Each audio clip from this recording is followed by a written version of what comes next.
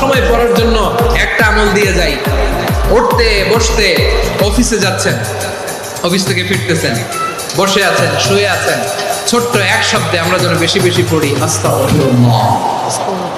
আল্লাহ রাসূল সাল্লাল্লাহু আলাইহি ওয়াসাল্লাম বলেন, মান লাজিমাল ইস্তিগফার, যে সব সময় এরকম ইস্তিগফারের সাথে লেগে থাকে, জাআলাল্লাহু লাহু মিন কুল্লি যিকিন মাখরাজা, আল্লাহ তাআলা তাকে কোনো বিপদে আটকান না, সে জীবনে আটকাবে না।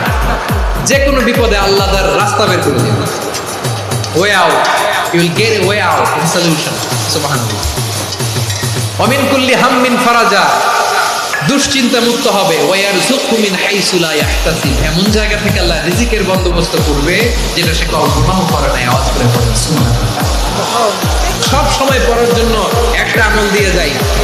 উঠতে বসতে, অফিসে যাচ্ছেন, অফিস থেকে ফিরতেছেন, বসে আছেন, শুয়ে আছেন, ছোট্ট এক শব্দে আমরা যেন বেশি বেশি পড়ি আস্তাগফিরুল্লাহ।